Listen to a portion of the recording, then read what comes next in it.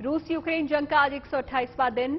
इस समय दक्षिणी यूक्रेन में दोनों देशों की सेनाओं के बीच घमासान मचा हुआ है। रशियन डिफेंस मिनिस्ट्री का दावा है कि दक्षिणी यूक्रेन पर उनकी फौज पूरी तरीके से हावी है और यहां से उनकी सेना ने यूक्रेनी सिपाहियों को खदेड़ने में कामयाबी हासिल की। रूस का कहना है कि लिसिचांस्क की तेल रिफाइनरी, मेस्ट्रोकाया का कोयला खदान, जिलेटिन प्लांट और टोपोलेवका की बस्ती पर अब पूरी तरह से उनका नियंत्रण है। रूस का कहना है कि बीते शुक्रवार को एक इलाके में 24 घंटे के दौरान उनकी फौज ने लगभग 120 यूक्रेनी सिपाहियों को मार गिराया है। वहीं दूसरी तरफ रूसी हमले के दौरान 70 लोगों की मौत भी हुई है। रूस का कहना है कि डॉनबास में यूक्रेनी सेना की पकड़ कमजोर होने की वजह से यूक्रेन के रक्षा मंत्रालय ने अपनी ही सेना के 97 मैकेनाइज्ड इन्फेंट्री ब्रिगेड के 42वें बटालियन के कमांडरों और 141 सैनिकों के खिलाफ आपराधिक कार्रवाई शुरू कर दी है। रूस रक्षा मंत्रालय का कहना है कि जिन जिन इलाकों में यूक्रेनी सेना को असफलता का सामना करना पड़ा, वहां तैनात यूक्रेनी सेनाओं पर जेलेंस्की आपराधिक मामले दर्ज करने का काम कर रहे हैं। रूस ने जेलेंस्की पर आरोप लगाते हुए कहा है कि वो अपनी सेना के साथ इस तरह की कार्रवाई कर युद्ध अपराध के नियमों का उल्लंघन कर रहे हैं।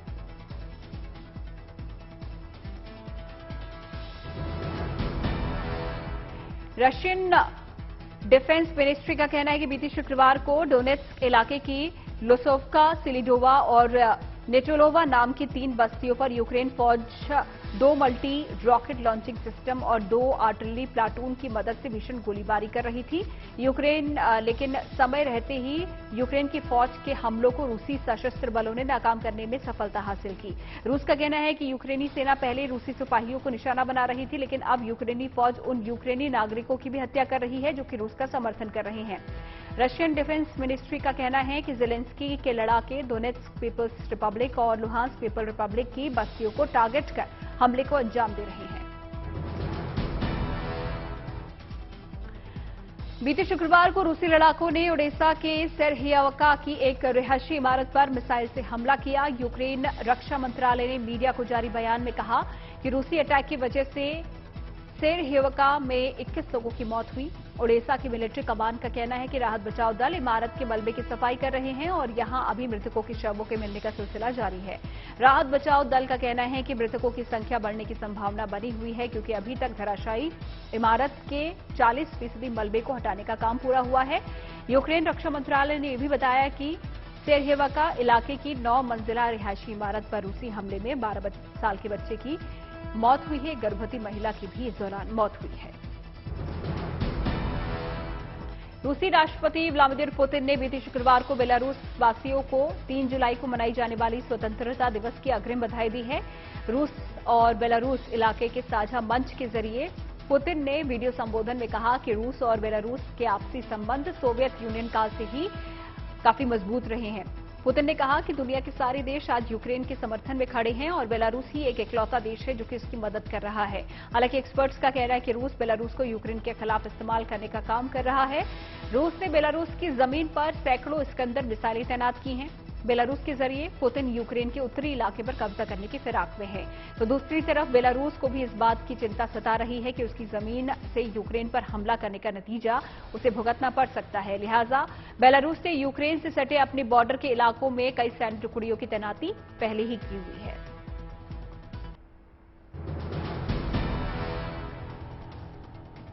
यूक्रेन के राष्ट्रपति जेलेंस्की ने कहा कि रूसी फौज का डटकर मुकाबला कर रही यूक्रेनी सेना की बहादुरी तारीफ पूरी दुनिया कर रही है। जेलेंस्की का यह भी कहना है कि रूस सैन्य शक्ति के लिहाज से जरूर मजबूत है, लेकिन यूक्रेनी सेना की बहादुरी और उसके हौसले को तोड़ पाना रूस के लिए सबसे बड़ी परेशानी का सबब बना हुआ है। मददगार देशों से मिल रही सैन्य मदद को लेकर जेलेंस्की ने नाटो समेत पश्चिमी और यूरोपीय देशों को धन्यवाद करते हुए कहा है कि रूस के बर्बर और तानाशाही रवैये को लेकर विश्व के सभी देश एकजुट होकर पुतिन का विरोध कर रहे हैं। पुतिन के विरोध में ये साबित होता है कि मानवीय मूल्यों की सलामती के लिए यूक्रेन के साथ ही विश्व की बड़ी बड़ी शक्तियां एक साथ है।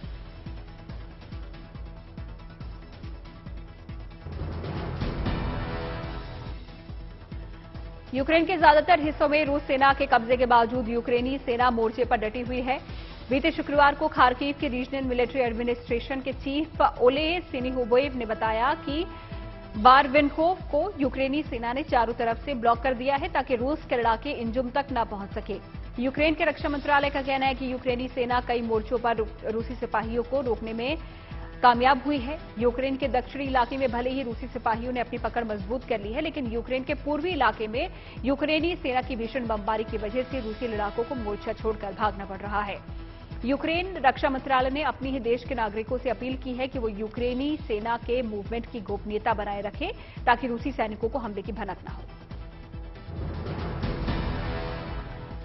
यूक्रेनी रक्षा मंत्रालय ने कहा है कि मारियोपोल में ध्वस्त इमारतों के मलबे की सफाई के दौरान बीते शुक्रवार को 100 लाशें बरामद हुई। मारियोपोल के मेयर ने बताया कि मृतकों के शवों की हालत इतनी बिगड़ी हुई है कि उनका शिनाख्त कर पाना बेहद मुश्किल है, इसीलिए बरामद शवों का अंतिम संस्कार सामूहिक तौर पर किया जा रहा है। मारियोपोल के मेयर ने बताया कि अभी भी लगभग 10,000 से ज्यादा लोग लापता है, जिनकी खोज में मलबों की सफाई का काम किया जा रहा है। यूक्रेन के स्वास्थ्य मंत्रालय ने डब्ल्यूएचओ को सौंपी रिपोर्ट में शवों की बदबू की वजह से पूरे मारियोपोल में हैजा और कई जानलेवा बीमारियां फैलने की बात कही है और मदद भी मांगी है।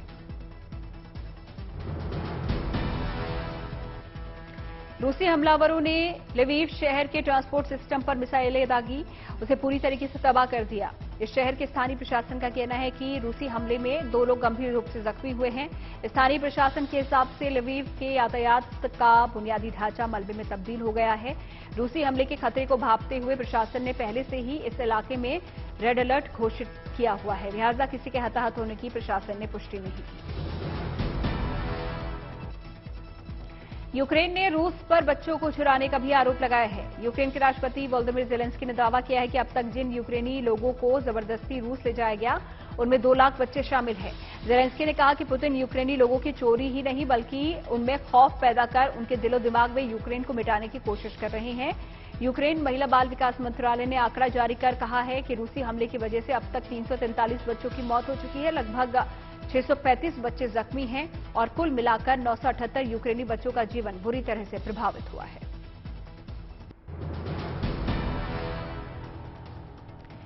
तस्वीरें यूक्रेन के बोरोडियांका शहर की है।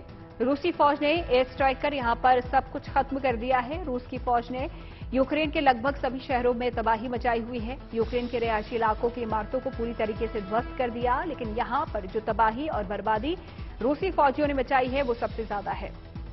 तस्वीरों में देखा जा सकता है कि इमारतों के हिस्सों को रूसी फौजों ने जमींदोज कर दिया। वीडियो में लाल रंग के लिबास में एक महिला भी नजर आ रही है जो रोते हुए बता रही है कि उसका पति रूसी फौज के हमले में मारा गया। इमारत के मलबों के बीच उसके पति के साथ ली गई उसकी तस्वीर वीडियो में नजर आ रही है। व्हाइट हाउस ने बयान जारी कर कहा है कि अमेरिका यूक्रेन के तटीय इलाकों की रक्षा के लिए अंतर्राष्ट्रीय स्तर पर एंटी शिप मिसाइलों की आपूर्ति करने वाले भागीदार देशों की मदद से यूक्रेन को मिसाइल पहुंचाने का काम कर रहा है। व्हाइट हाउस ने मीडिया को जारी बयान में कहा कि वो रूसी हमले से तबाह हुए यूक्रेन के नागरिकों की जरूरत को पूरा करने के लिए हर संभव प्रयास कर रहा है। रूसी हमले के शुरुआती दौर से ही अमेरिका यूक्रेन को आर्थिक और सैन्य मदद समेत कपड़ा, खाना और दवाइयां पहुंचा रहा है। रूस अगर अपने आप को ताकतवर साबित करना चाहता है तो यूक्रेन भी अपना कदम पीछे नहीं हटाना चाहता। तस्वीरें देखकर अंदाजा लगाया जा सकता है कि यूक्रेनी भले ही छोटा देश है, लेकिन उसके हौसले पस्त करना रूस के लिए आसान नहीं है।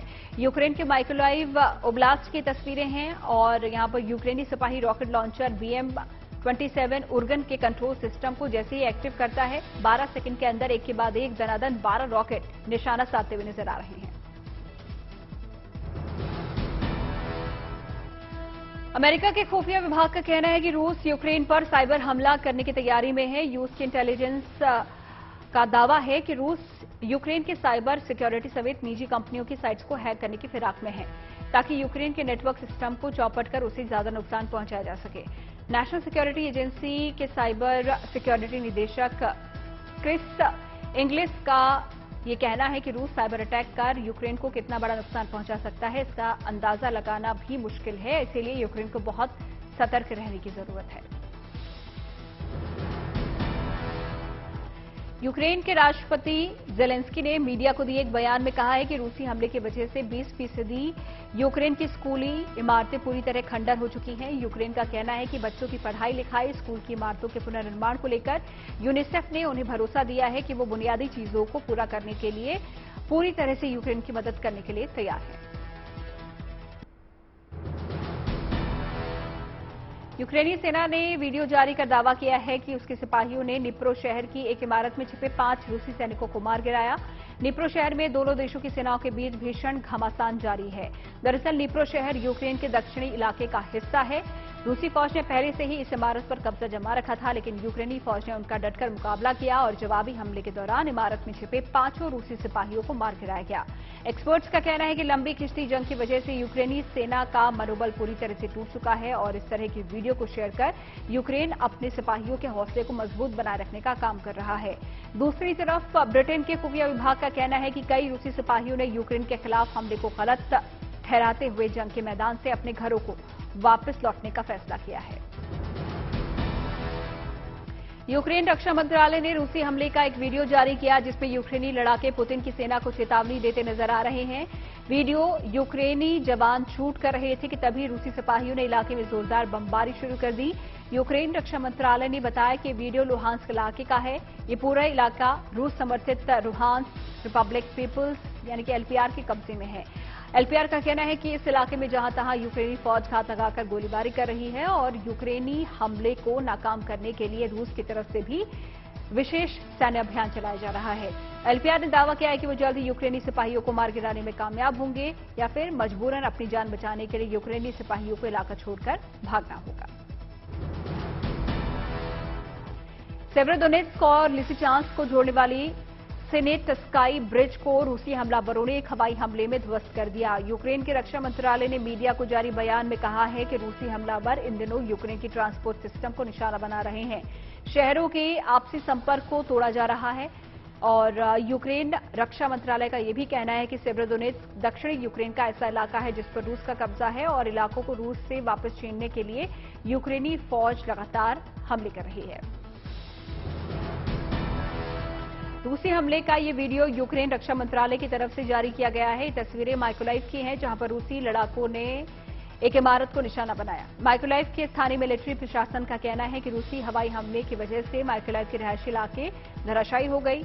यहां पर हमले में लगभग 5 लोगों की मौत बताई जा रही है, 20 लोग जख्मी हैं। मिलिट्री प्रशासन ने बताया कि रूसी हमलावरों ने यहां के पब्लिक प्लेस पर भी मिसाइलें दागी हैं, जिसकी वजह से बुनियादी ढांचा प्रभावित हुआ है। नागरिक सुविधाएं ठप हो चुकी हैं। यूक्रेन के रक्षा मंत्रालय का कहना है कि रूसी हमलावर औसतन यूक्रेन के शहरों और गांवों में हर दिन 50 से 60 बार हमला कर रहे हैं। यूक्रेन सरकार ने एयर अलर्ट की घोषणा की और लोगों को घरों से बाहर निकलने से मना किया है। कुछ ऐसे ही इलाके में जिन्हें लोगों ने पूरी तरीके से खाली कर दिया है। रूसी राष्ट्रपति पुतिन के सबसे चहेते चेचन्या के चीफ कादिरोव का खास जिम्मेदारी सौंपी गई है कि वो शहरों के बाद गांवों और कस्बों के इलाकों पर रूस का कब्जा कायम करे। हमले का वीडियो यूक्रेन के पोल्टावा इलाके का है। वीडियो में चेचन्या के लड़ाकों ने सुनसान सड़क से गांव की तरफ मोर्टार दागे हैं। यूक्रेन का कहना है कि इस तरह की सैन्य रणनीति अपनाकर यूक्रेनी जनता के मन में खौफ पैदा करने का काम किया जा रहा है। यूक्रेन स्वास्थ्य मंत्रालय ने रूसी हमले में घायल हुए 4 साल की एक बच्ची का वीडियो जारी किया, जिसमें बच्ची का पांव जख्मी है। डॉक्टर बच्ची के पैर में पट्टियां बांध रही है और कमाल की बात यह है कि बच्ची अपने दर्द को भुलाने के लिए जोर जोर से यूक्रेन का नेशनल एंथम गा रही है। इस बच्ची के हौसले को देखकर इस बात का अंदाजा लगाया जा सकता है कि भले ही रूस यूक्रेन पर कब्जा कर ले, लेकिन यूक्रेनियों के दिलों पर कब्जा नहीं जमा पाएगा। दोनों देशों के बीच छिड़ी जंग हर दिन इंसानियत के प्रति संजीदगी की सीख दे रहा है। हालांकि इस जंग में सबसे ज्यादा किसी का नुकसान हुआ है तो वो है यूक्रेन की आम जनता। यूएन ह्यूमन राइट्स के जारी आंकड़ों की बात करें तो रूसी हमले में 10,000 से ज्यादा यूक्रेनी नागरिकों के जीवन बुरी तरह से प्रभावित हुए हैं। 40% ऐसे लोग हैं जो कि रूसी हमलों से अपंगता की शिकार हुए हैं, तो वहीं लगभग 4,000 लोगों की मौत हो चुकी है। तस्वीरें स्पेन की मैड्रिड की है। सड़कों पर लोगों का भारी हुजूम है जो कि यूक्रेन के समर्थन में इकट्ठा हुए हैं। रूस यूक्रेन के बीच छिड़ी जंग में पूरी दुनिया के 2 हिस्सों हो गए हैं। कुछ देश रूस के साथ खड़े हैं तो कुछ यूक्रेन के प्रति अपना समर्थन जता रहे हैं। यूक्रेन के प्रति समर्थन जताने में यूक्रेन के नेशनल एंथम को रूस के खिलाफ हथियार के तौर पर लोग गाते नजर आ रहे हैं। इससे पहले भी Canada, Britain, America, Poland, Sweden और फिनलैंड में लोगों ने यूक्रेनी नेशनल एंथम गाकर यूक्रेन के प्रति अपना सपोर्ट जाहिर किया। यूक्रेन रक्षा मंत्रालय ने वीडियो जारी कर यह दावा किया है कि उसके लड़ाकों ने डोनबास में एक इलाके में रूस के सैन्य हथियार के ठिकानों को तबाह कर दिया। रक्षा मंत्रालय का कहना है कि यूक्रेन के दक्षिणी इलाके में ज्यादातर रूस समर्थित यूक्रेनी नागरिकों के सहयोग की वजह से रूस ने इस इलाके को अपने अहम सैन्य ठिकाना बना लिया है। डिफेंस मिनिस्टर का कहना है कि यूक्रेन का दक्षिणी इलाका रूसी बॉर्डर से सटे होने की वजह से सेना यहां पर अपनी बढ़त बनाने में कामयाब हुई है, लेकिन रूसी कब्जे में इलाके को लेकर वापस हासिल करने के लिए यूक्रेनी फौज रूसियों का डटकर मुकाबला कर रही है। यूक्रेनी सेना का कहना है कि बीते शुक्रवार को उसके जवानों ने घात लगाकर रूसी गोले बारूद के गोदाम पर हवाई हमला कर उसे बर्बाद कर दिया, जिसकी वजह से रूसी फौज को नुकसान हुआ है। रूस के खिलाफ यूक्रेनी हमले को अंजाम देने के लिए दुनिया भर के लगभग 10 मुल्कों की सेना यूक्रेन की जमीन पर रूसी सिपाहियों से संघर्ष कर रही है। ब्रिटेन, अमेरिका समेत अब कनाडा की आर्मी भी यूक्रेन की ओर से रूसी सेना को मुंहतोड़ जवाब देने के लिए जंगी मैदान में उतर चुकी है। यूक्रेन रक्षा मंत्रालय ने वीडियो जारी कर कहा है कि यूक्रेन को आर्थिक और सैन्य मदद पहुंचाने के साथ ही अब कैनेडियन आर्मी सीधे तौर पर रूसी सिपाहियों का मुकाबला करने के लिए तैयार है। रॉकेट लॉन्चर से लैस मोटरसाइकिल सवार कनाडा की ये सैन्य टुकड़ी उन इलाकों में भी हमला करने में सक्षम है जहां भारी भरकम सैन्य वाहन नहीं जा सकते। एक्सपर्ट्स का कहना है कि इस तरह के रॉकेट लॉन्चर से लैस मोटरसाइकिल्स का इस्तेमाल सेकेंड वर्ल्ड वॉर के दौरान किया गया था। रशियन न्यूज एजेंसी टास ने बताया कि बीते शुक्रवार रूस के राष्ट्रपति व्लादिमीर पुतिन ने भारत के प्रधानमंत्री मोदी के साथ टेलीफोन पर बातचीत कर वैश्विक खाद्य बाजार की मौजूदा स्थिति पर गंभीर चर्चा की। रशियन न्यूज एजेंसी का कहना है कि पुतिन ने प्रधानमंत्री मोदी से कहा कि नाटो, यूरोपीय संघ और पश्चिमी देशों के प्रतिबंधों की वजह से कठिन दौर से गुजर रहा है। ऐसे में भारत की ओर से रूस को मिलने वाला साथ दोनों देशों के बीच दोस्ती को और मजबूत करने का काम कर रहा है। पुतिन ने जोर देकर कहा कि रूस शुरू से ही भारत को अनाज, फर्टिलाइजर और ईंधन की आपूर्ति को पूरा करने में सहयोग करता आया है और आगे भी वो भारत के प्रति अपनी वचनबद्धता को निभाता रहेगा।